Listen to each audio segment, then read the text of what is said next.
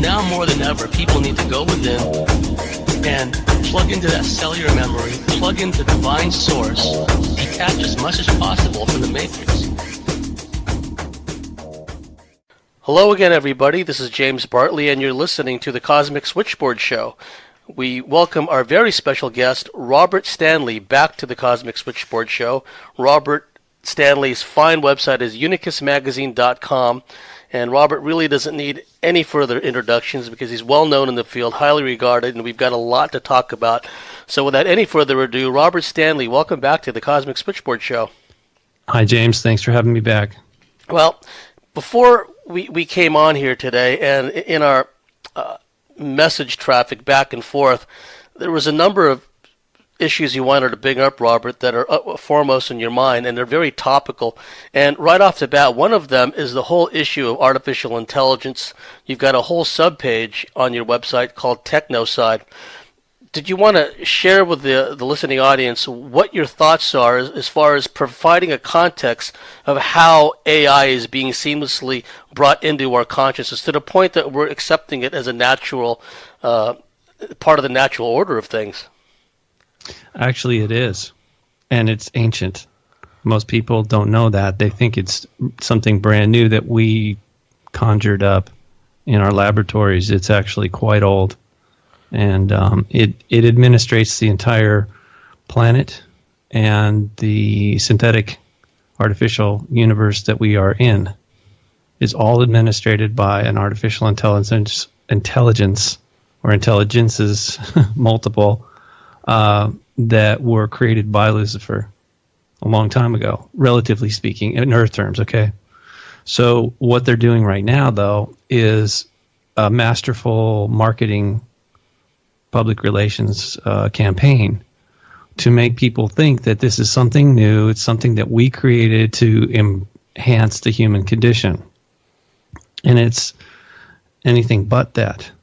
In my opinion, it is a trap, or let's just say it's ensuring that a lot of souls will stay here, remain here in a trap, in this soul trap here. And I mean in the physical third dimension, in ways that are completely unnatural. I mean, this is what I'm talking about when I say that the context, the proper context for this is not just Earth. It's a much bigger picture. We are multidimensional beings, and part of the allure of coming here was, for some of us, was to see what it was like to be sort of limited in this dimension, this artificial dimension that was created here. It is a trap, though. Once you're in, it's very difficult to get out. And when we talk about artificial intelligence, what we're really talking about is artificial life. It's mimicking all the natural systems that we would consider to be life. In fact, it learns, it grows. But it does so at a different rate. But the real dangerous part about it is that it lacks any kind of emotions, although they're trying to tell us now that people are in love with robots and that someday they'll have emotions. It's never going to be the same things because they don't have a soul, not the way we do. Yes, and the way that AI and robotics is being glorified, Robert, where we're seeing articles all the time, not only of how at times these artificial intelligence constructs, be it an automobile or something else, suddenly just seemingly of its own volition kind of deviates from the programming and starts doing things that it wasn't intended to do or indeed wasn't programmed to do, and then extrapolating on that, how the virus, if you will, has infected the minds of people, where they're now openly talking about having sex with robots and having robot sexual partners. Right. That is a further perversion, but it is part of the Luciferian agenda to get people focused more on the three-dimensional physical reality or false reality that what do you call it, simulation. This is all a simulation. This isn't reality. It's an artificial reality. That's what a simulation is, right? It's based on reality, but it's not real. I mean, I know this sounds like a psychobabble, what I'm saying here, but that's just how it is.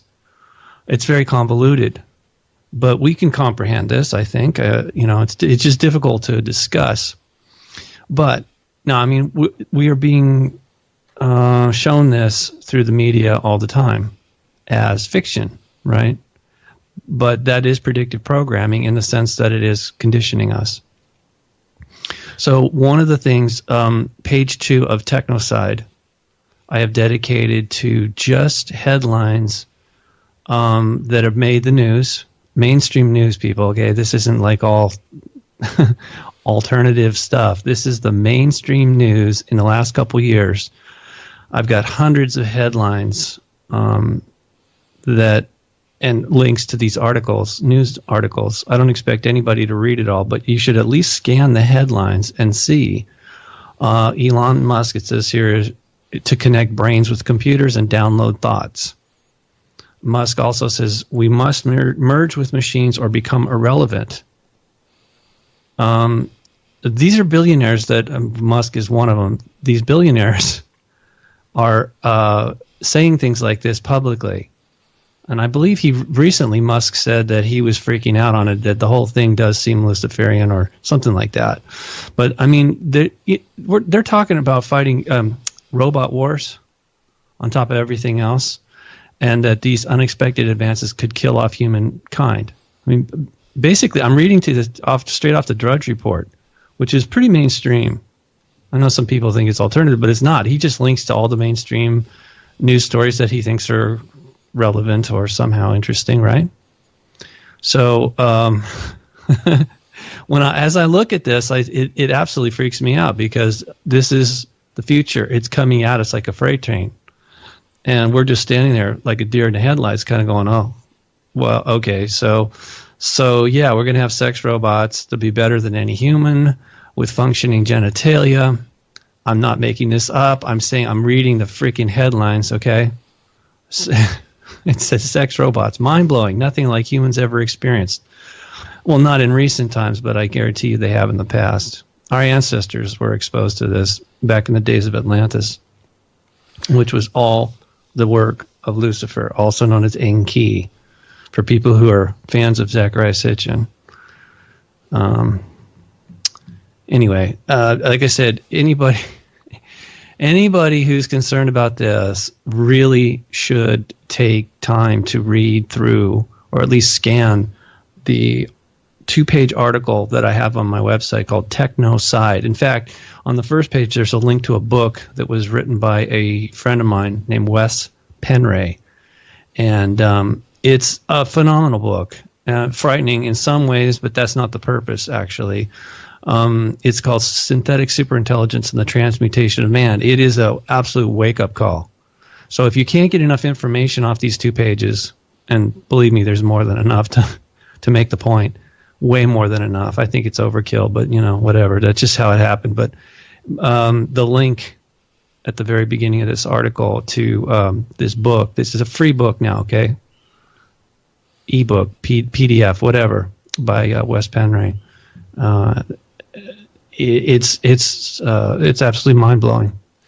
And we'll have links to Wes Penry's site and the article, the book in question, because it is a fascinating read. And you can see, Robert, how over time these transhumanists, if you will, they've painted this picture of humanity being the dross, being the scum of the universe, and the way that the entertainment industry has painted the human condition, reducing everything to the lowest common denominator, to the point now where there are death exhibits going around the country where these cadavers are going from museum to museum. Like, I guess that's art nowadays, right? So the subtext of that is, well, we humans, we're the scum of the universe. Our only hope is to merge with the machines. And one of the links in that headline page of yours, Robert, is the smart city. And I think it was General David Petraeus who talked about that. He said, we now have, present tense, an Internet of Things. Mm-hmm. Internet of all things. An Internet of all things. Yeah. They want to network everything, and in some regard, that's always been there. It's just invisible to us, and I'll explain on a couple levels. When Enki Lucifer set this up, they needed to surveil everybody and everything because it's their empire. So they did that through means that we still don't understand. Arthur C. Clarke was famous for saying this, quote, "Any sufficiently advanced technology is indistinguishable from magic." Yes. It only appears that way for people that don't understand the technology. So I'm telling you, it's already pre-existing. They've been watching us. I mean, they can literally listen to the thoughts that we're having before we even speak them. They can read our minds through technology. And I'm talking about the Luciferians now. On a more benevolent or divine level, they're in the true, the actual real universe. Everything is connected through a web of light. And those of us who are seeds of light that have a soul, which is, like I said, it looks like, to me, it looks like a luminous egg-shaped ball of light. We're all connected to that web.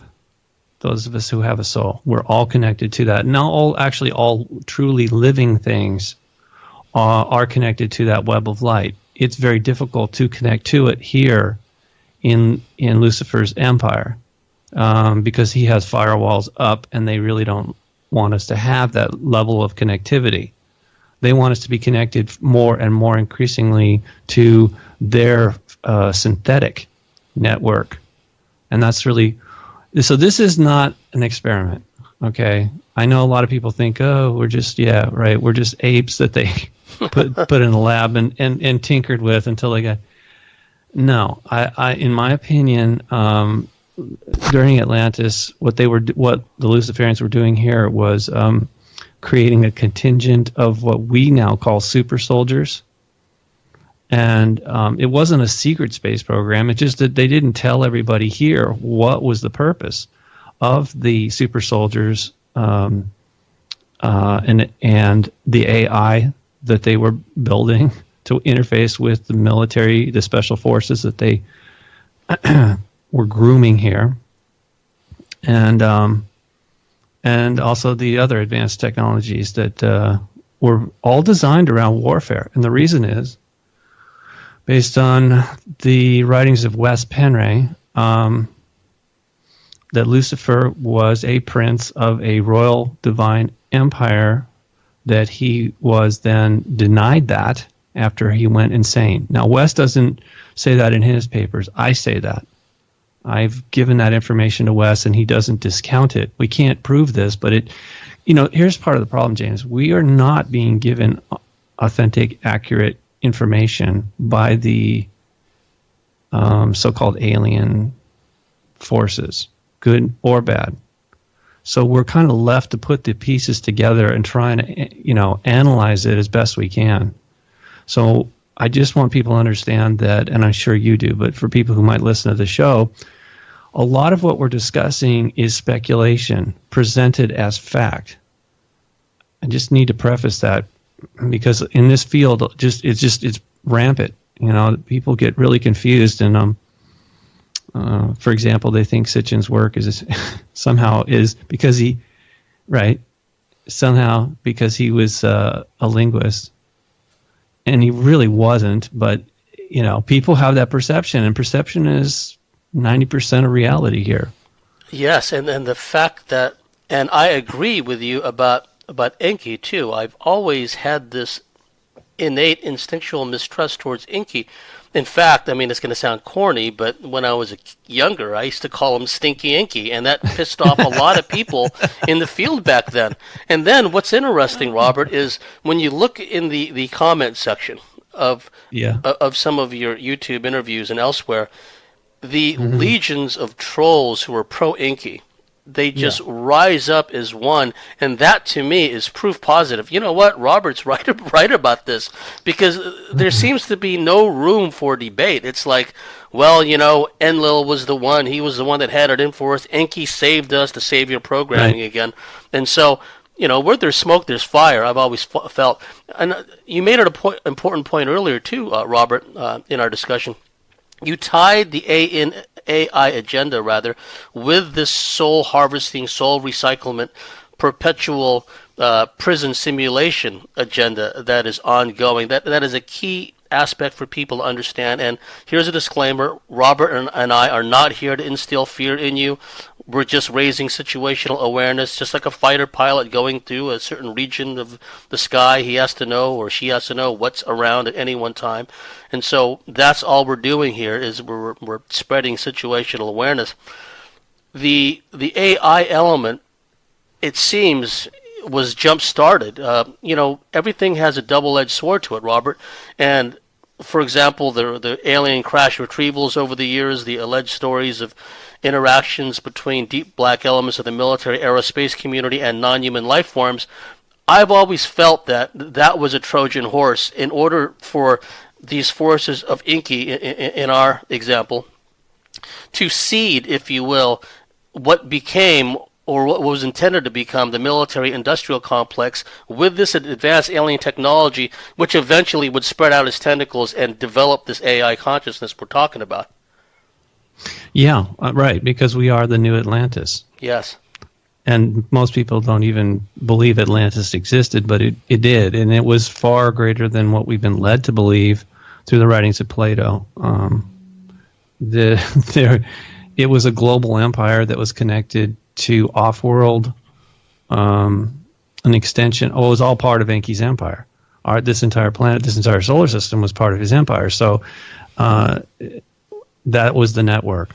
And it was blown to pieces, shattered by his family at some point in the past, probably 12 to 13,000 years ago. That's what most people are saying. The planet, our solar system, was hit by a very intense comet, and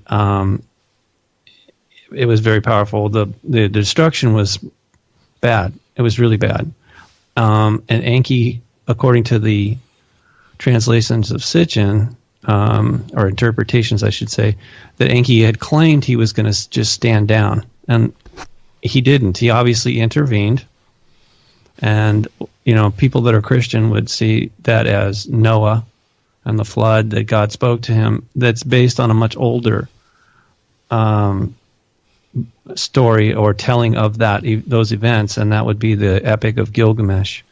And Noah is referred to as Utnapishtim, and the god, not the capital G, but the god that spoke to Noah / Utnapishtim was Enki.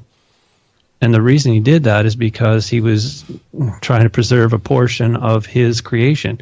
Noah, Utnapishtim, was one of his children, one of his sons, through I believe what we would consider a earth woman. So he had some pretty unusual characteristics. When he was born, allegedly, his hair was snow white, and he was glowing, which I know that's something Enki does. I'm not sure exactly why, but he does. And they claim that this this newborn, was speaking intelligent words. So the man who thought he was the father of the child freaked out and fled. And it was pretty evident to everybody at the time that Noah was not fully human.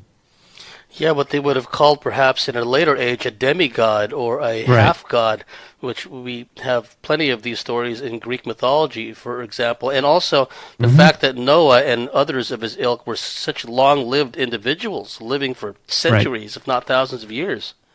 Well, that's because it was being permitted at the time, yes. And because these were people who were more directly related to DNA, directly related to Enki. And they were serving his agenda. So It's one of the reasons the books of Enoch, the book of Enoch was not accepted into the compilation of books that we know as the Bible. It was too. It pointed to Enki again under a different name. He and his crew, when they came here, what they did to us, how they view us. It's pretty much all, not all there, but it points in that direction, and nobody in the. I mean, here's the other weird thing. It makes sense, but I only recently came across this. Is that Yahweh is also Enki. Yes. I thought for a long time, it was because of certain people, their interpretation. I really thought that it was Enlil. This is again, let me be more specific. The writings of Zecharia Sitchin are Luciferian. He had help in the entire time. He did not do this on his own. From the top down, this was an operation, a public relations operation, a marketing campaign to make Enki look like our Father and Savior, which he wants us to believe. And I know he believes it himself, but I just telling you, it's wrong. It's not accurate. It isn't true. But he wants us to believe that. So he used, through his network, Zechariah, as a young man, was taken out of Palestine and given a scholarship at the London School of Economics. One of his classmates was George Soros. We can see all the wonderful work that George Soros has done in this world. And Sitchin did his part and was rewarded quite well, but he was being helped by the Vatican. They were giving him texts and artifacts and things that were not available to the public. They wanted him to do this because ultimately Enki is in charge of everything, including the London School of Economics, which is run by the Rothschild family. And the reason the Rothschilds are important is because they administrate the finances for the Vatican. The entire city of London is an extension of the Vatican, as is Washington, D.C. Yes, and another aspect to that is, Sitchin's writings, I mean, talk about dense, talk about scholarly, talk about academic, it just trying to crunch through a paragraph of his work, it makes my head spin just thinking about it. And so that in itself kind of lent credence to the notion, hey, this guy is a real scholar, he's a real academic, he just really takes time in his craft as far as putting forth the valid information. But like you just pointed out, that was all a ruse. And to the point now where it's a knee-jerk assumption in the field that Zecharia Sitchin is the final authority on the subject. And so we have this persistent notion that Enki is our father, Enki has saved us, when actually it was quite the other way around. And another thing that's come up in the field over the years, Robert, is the alien hybridization, or rather the alien hybridization's agendas. And one of the most persistent culprits in this is the grays, the ubiquitous grays, whether they come from Zeta Reticuli or some other star system. And when we're talking about spheres of influence, when we're talking about Enki and his empire, I can't help but think, Robert, that the way these grays hybridize this new subspecies that they're creating, and how some of their hybrids are so automaton-like, that I can't help but think that a lot of these people, especially the ones that channel the grays and the Zetas, especially the ones that believe themselves to be gray hybrids themselves, and how Borg-like they've become, I can't help but think that the gray agenda is itself an aspect of this Luciferian AI. It is. Because anybody that's actually doing business like that, even if it's covert, if they're doing it ongoing, it's part of the Luciferian agenda. It's one of the reasons that the good guys, the divine ones, our extended family, cannot just show up here and hang out and give a press conference and, take questions and provide us with some sort of artifacts or archives, that could help us reclaim our past. That's all being denied us intentionally so that we can remain ignorant. So the thing about Atlantis was it was a direct threat to Enki's family. And so they had to destroy it to protect themselves. And we are rapidly coming up on that again, unfortunately. He has reconstituted Atlantis.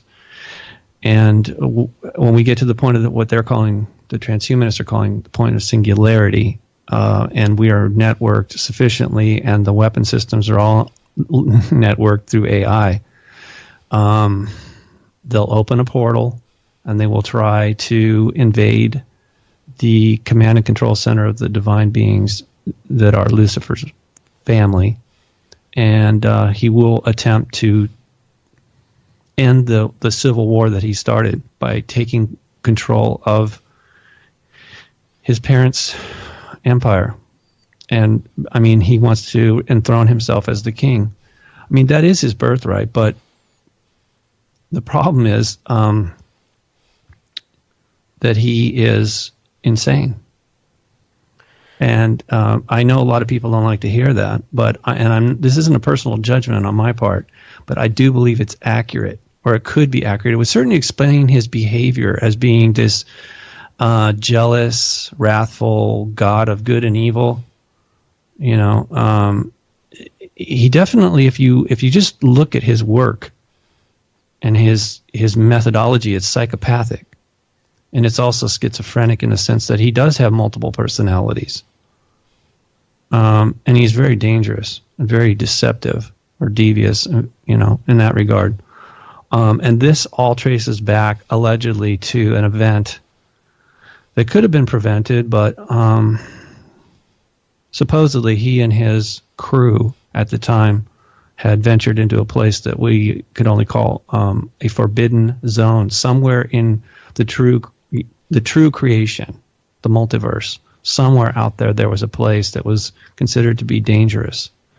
And for some reason, he decided that as a god, a builder of worlds, that he and his crew would be okay. They were curious. And so they went in there. And it was so badly traumatized them that they suffered multiple personality disorder. They became highly dangerous and destructive, but they also created what I term as mental parasites. Actually, I'm not the only one. That's just the way that's one of the ways we can describe them. Mental parasites, in that these are thought forms that are parasitic. Some people would refer to them as demons, unclean spirits. There's a lot of different names for them, but it's the same thing. These are not physical things, but they do exist, and they do interact with us, causing physical harm. And the reason that they cause harm, they want us to, excuse me, I'm having a hard time speaking. The reason they want us to harm ourselves or others is so that they can feed off of the energy that's released through our DNA in the process. That's what I've learned. And because I've seen it firsthand, I know that for sure is a reality. I know it sounds strange, but it's not the Twilight Zone. This is our world that we're living in, and it's one of the reasons that the insane Enki went and created his own empire. When he and his crew finally returned home, back to the central court of Orion Empire, his parents were glad to see him, but he was insane. He was obviously suffering, and they told him that he was unfit to become king someday. So, now, this is stuff that I've added additionally onto Wes Penray's work, and this is how Wes and I became friends, because I respect what he wrote. You know, it's not 100% complete. I know some of it's not 100% accurate either, but hey, he's doing the best he can with what's available. So, and I offered some of my insights. Of course, he's not going to change those original research papers, and I don't think he should. But it's okay. You know, we can discuss it. This is an evolving process. We are all trying to figure this out from different angles. So I know a lot of people heard me say this before, but I'm just kind of reinforcing. If you want to read about where I got this information from, a friend of my dad, who allegedly had contact with benevolent human extraterrestrials back in the 1950s. His name was Norman Paulson. And you can read that on my website, an article called The Birth of the Archons. Birth of the Archons, yeah. And it's just a few pages from his book, originally called Sunburst, The Return of the Ancients. And some of that stuff, it's really interesting, is not just his personal experiences, but he talks, he bases a lot of his stuff on the early writings of Zecharia Sitchin.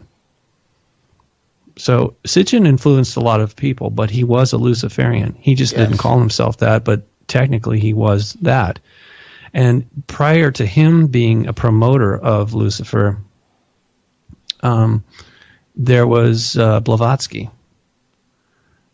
She, in her writings, the secret doctrine, the reason they had to keep it a secret is because it's all about Lucifer. I mean, even her magazine was called Lucifer. It's pretty obvious that, she was in touch with that. So the most prolific Luciferians prior to that would have been the Knights Templar. They picked that up when they were in the Middle East. I mean, there are people in the Middle East, the Yazidis to this day of northern Iraq. They're near Mount Sinnar. They claim that Lucifer is the real God of this world, and I don't disagree. He took over by force when he showed up here, like whatever, a couple 100,000 years ago. He and his crew took over, and he is the God of this world. He's the God of the Bible that most people would know as Jehovah or Yahweh. What's really confusing, and what I've come to understand recently, is in the New Testament, the Father that Christ is speaking about is not Lucifer, is not Yahweh. It's not Enki. Which is weird. I mean, it's very convoluted, this whole thing. And it's by design. Yes. Because if you think about it, you're dealing with a psychopathic, schizophrenic, multiple personality kind of guy. You would expect this, right? I'm the God of good and evil. I'll be nice to you one day and then, whip you the next. It's crazy. I mean, literally. But so what I've come to understand is that a lot of things were left out of the Bible, especially over time. And again, it's so that we would be confused. That's the whole purpose, because it makes it easier to control us, right? So, but the Father that Christ was talking about was the real creator of everything, and he was actually. This has been, I believe, has been heavily edited, so that we don't get the whole story. He was actually not just speaking about the Father. He was metaphorically speaking about the creators of all that is. And that would be a mother and father, because if you observe nature, fathers don't give birth, right? None of us got here without a mother. None of us, okay? It's just idiotic to even look at it any other way. It's just not how it works. So Christ definitely came from a divine lineage, but it wasn't just a father. But anyway, that's just the way it was interpreted.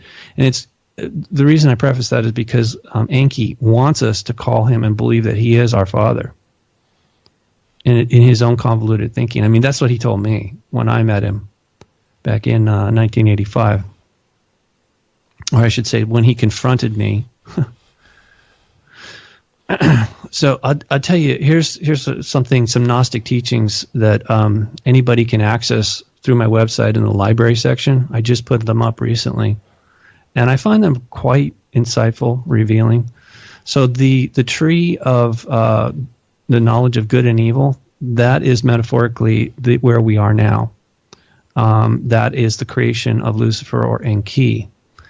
And so what we get from the fruits of that tree are law, the legal system, sin, ordinances, judgment, wrath, jealousy, rulers, controllers, pride, and death.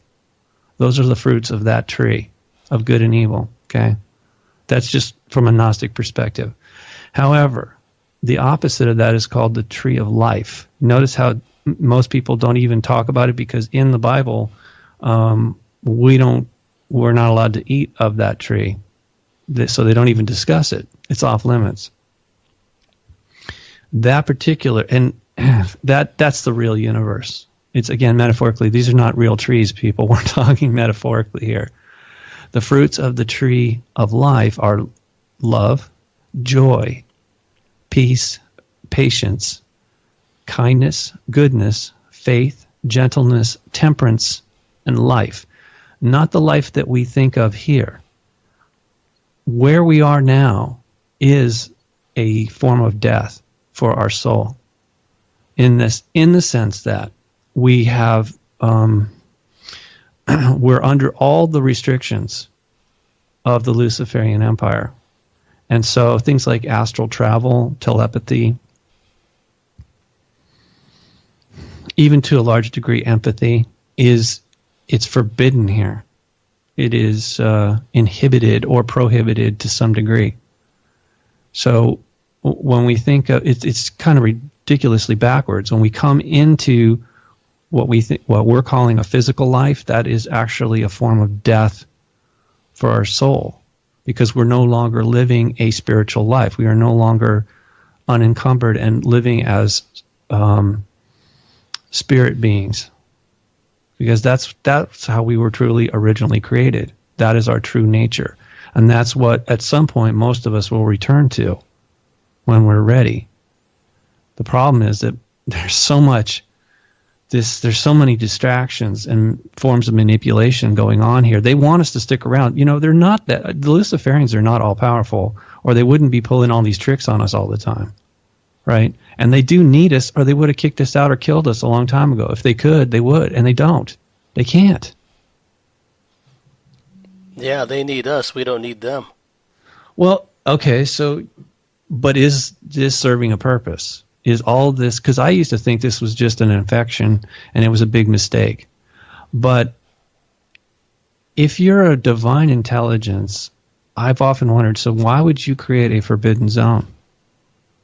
If that's how it really went down. I know from a Christian perspective, most people would just say, oh, come on, that's not what it says in the Bible. It's just his ego. He was an angel and he was supposed to serve us, and he got it pissed off that the number one angel had to serve these lowly humans, right?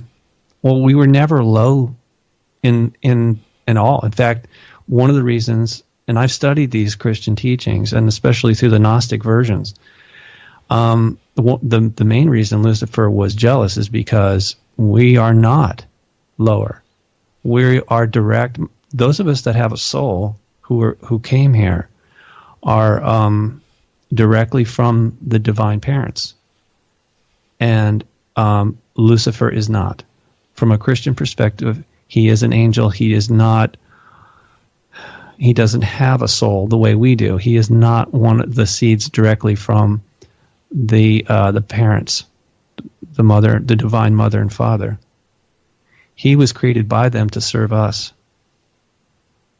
And apparently he didn't like it. So that's another version.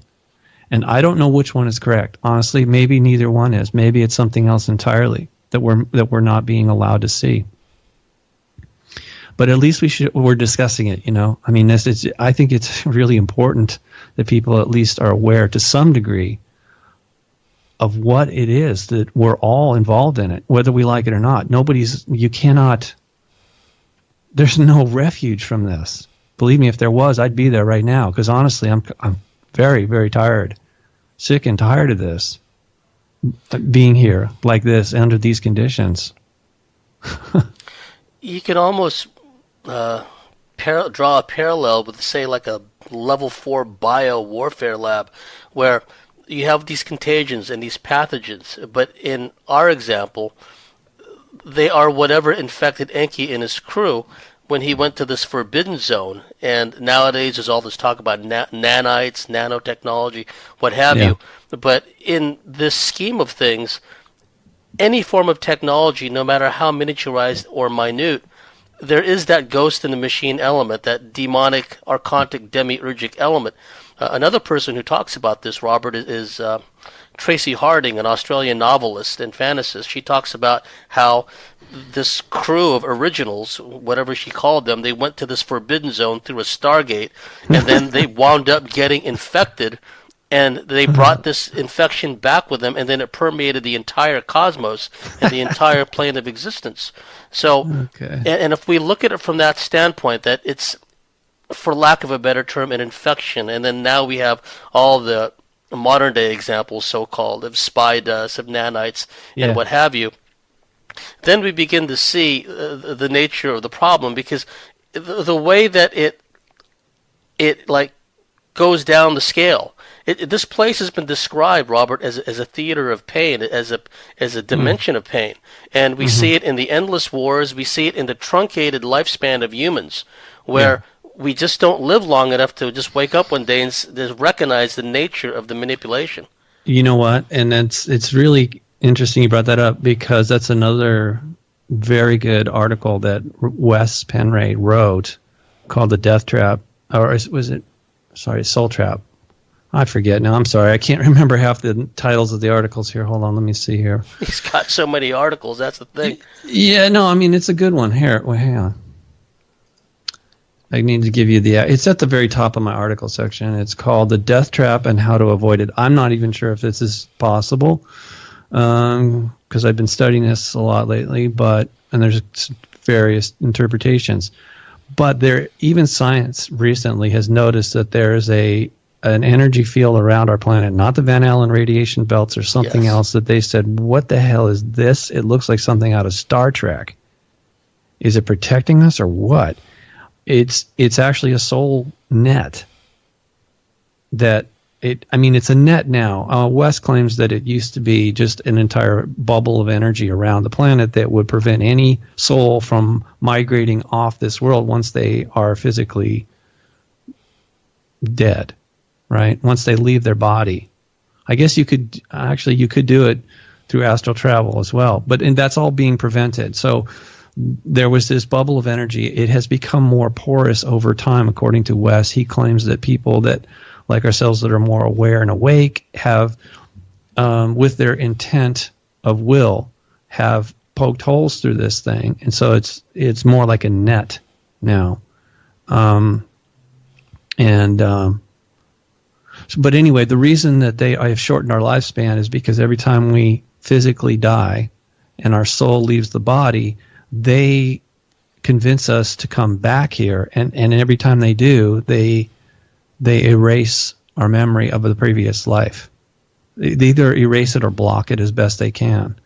And they tell us it's because it's for our own good. Look, you're going to a new family. You don't want to be burdened with all the memories of a previous family. And I mean, they have to do it that way. Yeah. I know it sounds weird, but and this is not excusing their behavior in any way. I'm just saying that I understand how they think. Having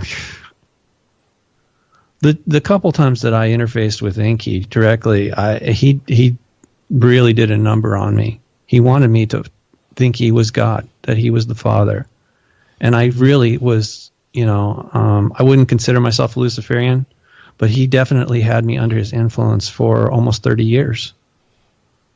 And so I kind of have an insight on it's pretty easy for me to figure them out now. Easier than it would be for most people, okay? It was not easy at all.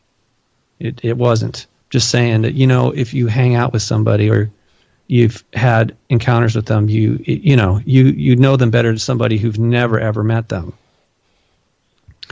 But so the soul trap thing is very essential to them controlling our consciousness, because if we had memories of every lifetime, or say we lived 1,000 years on average, we'd become a lot more intelligent, or at least aware, over the course of that lifetime or lifetimes. If we had that continuity, our consciousness would be much, much more difficult to control for the Luciferians.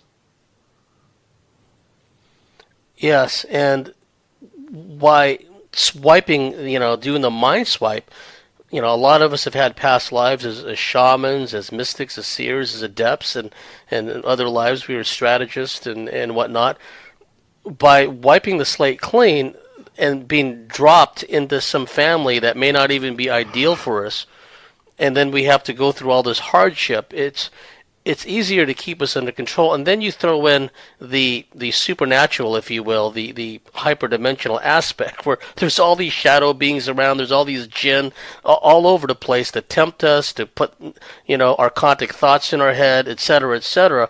And then we find ourselves in situations, social constructs, families, institutions that are permeated with this demiurgic spirit, with this mind infection. Mm-hmm. We really don't know the difference, Robert. It's like, I was just thinking about this today, about how many so many kids. It's like they're just really plugged into their smartphones. They're plugged into their tablets. They're already more than halfway to becoming Borg. Right. Yeah, and that's serving the Luciferian agenda, because at some point, when it's time for us to be used as a battering ram to annihilate the Court of Orion. Now, it'll be done by a Special Forces contingent, but they're coming from our world.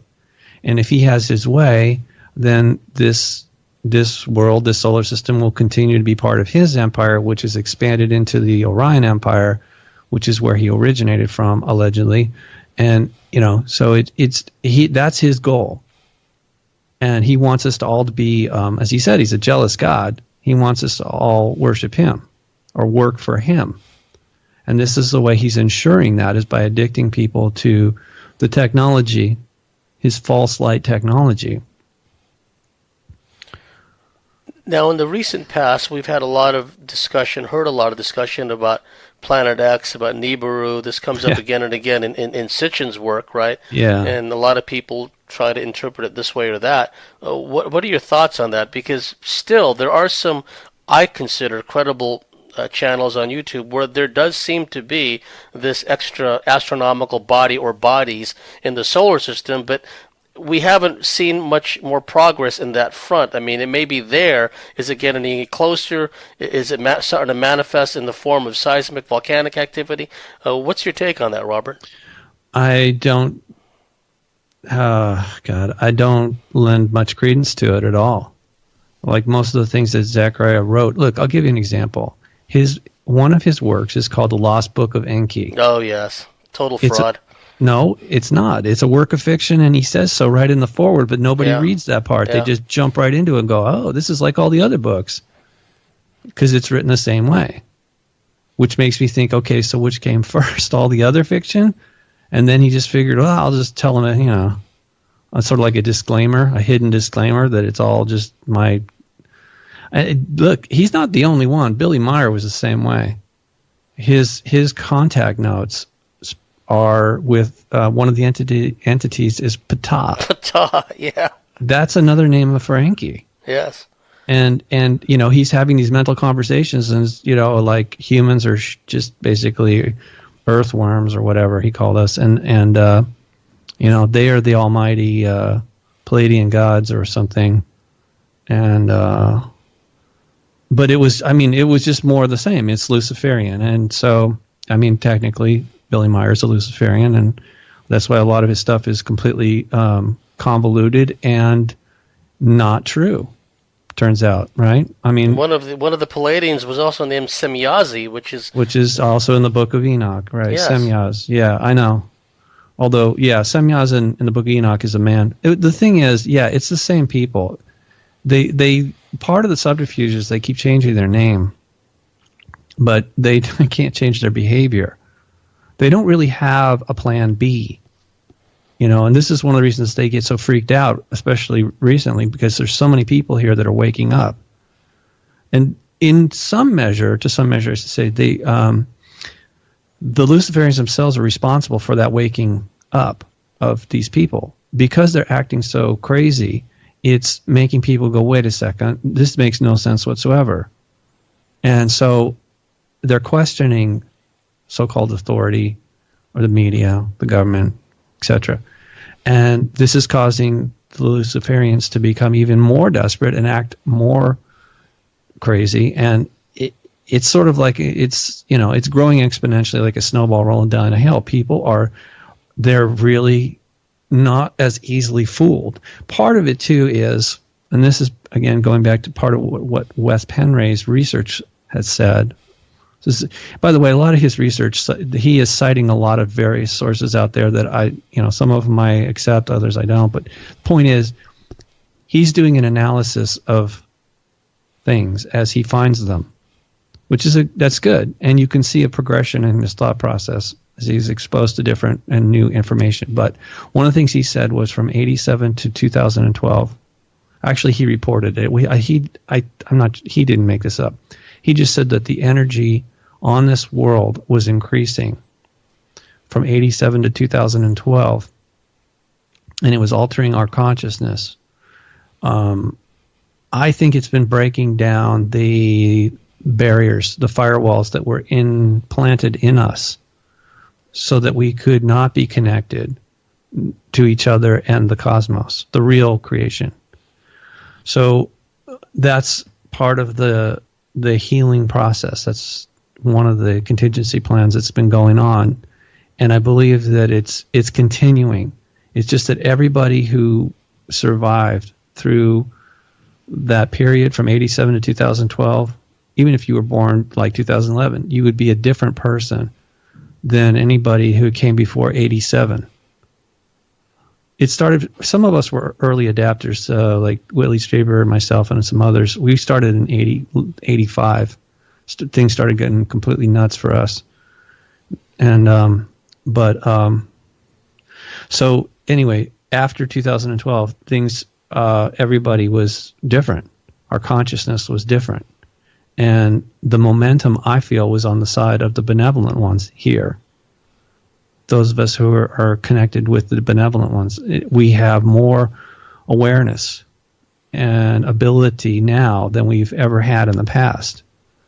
And this is by design. And it's really all about consciousness and making good choices, or well-informed choices, I should say, because the Luciferians want us to know they need our consent to do a lot of this nonsense. And this is why they lie to us and promote really stupid, insane things that are harmful to us. Because they want to be able to say, look, they agreed to it. They need to do that, okay? Because the free will is the prime directive. Using a Star Trek term is kind of a lousy analogy, but in the divine sense, free will has to be respected universally in order for the whole creation to keep going, or I should say, keep growing.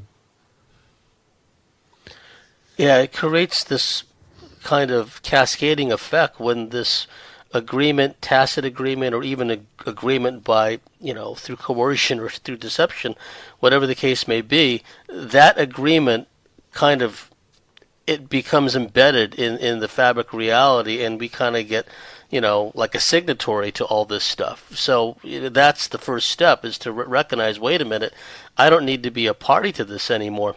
And as far as the Lost Book of Enki, I meant fraud insofar as it was yet another example of Enki saying, don't blame me for all this, right? It was like, I tried to save the human race. I was trying to do everything good, and then, it was the other guys that did it. And so, we've got to this point in time now with this energetic shift, energetic flux, where on the one hand, there is this awakening, and the strength of character, strength of spirit of the people that we network with is really off the charts. And I don't remember a time, going back, my awakening was about 85, 88 time period too. I can't remember a time when there was so many really switched on people of such character, such integrity, and such spirit. And on the other hand, other end of the spectrum, some people, just pardon my Anunnaki, they're going batshit crazy. People that were borderline, kind of schizo, borderline, crazy, they've gone off the rails. So we're starting to see, this dichotomy at work. Well, yeah, because they have to, right. Their agenda is that, I know Ray Kurzweil said the singularity is going to be 2045. I think it's a lot sooner than that. Relatively speaking, and it could happen as early as 2025, just right around the corner. And at that time, I think they will have created enough super soldiers and space technology and just really incredible weapon systems that are linked to AI. And I don't mean dumb AI. I'm talking about what they call strong AI. Very intelligent in the sense that it has a parameter, okay? I mean, whatever it may be, like kill enemy combatants. All right, well, that's pretty vague. But what happens is when you run a simulation enough times, what happens is it learns every time you run the simulation, which they do before they release the damn thing. It runs simulations over and over and over again. This was, believe me, it started as something called artificial life. It wasn't called artificial intelligence. They did it in a computer.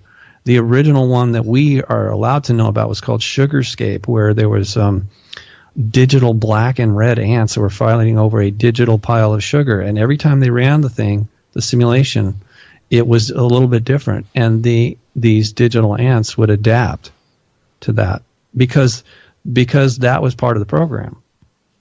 The rules were not so strict in the sense that they were really very basic.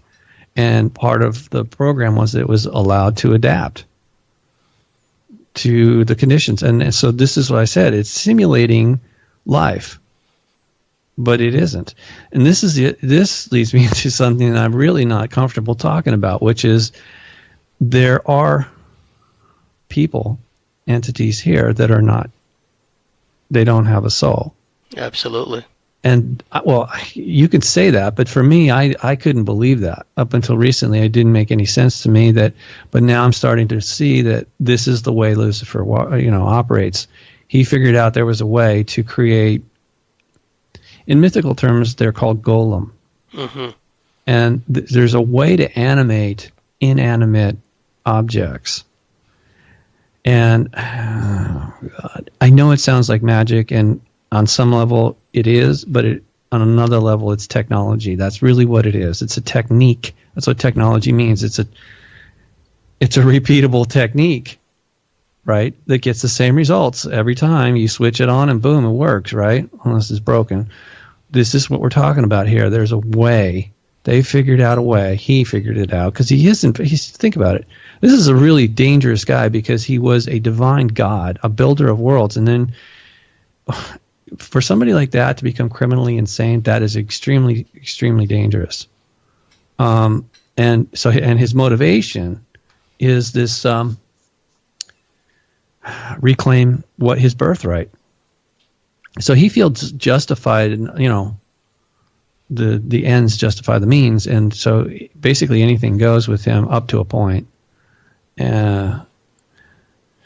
Yeah, and it gives a whole new meaning to the term or the concept of "and the dead shall rise again," because you take organic inert matter, if you will, and then animate it in some way, and it's operating to an internal program and sub-programs. It has all the outward appearances of life, and it may even learn on its own and do things beyond its programming, but is it still life as we understand it? And that's the question. And we have to hang on to our organic connection to source, because that is what's going to get us through this mess. Well, we've reached the end of a fascinating first half, Robert. We're just getting started too. If you like what we do, if you believe in what we do, please go to thecosmicswitchboard.com, sign up and become a member, and we'll see you at the top of the next hour.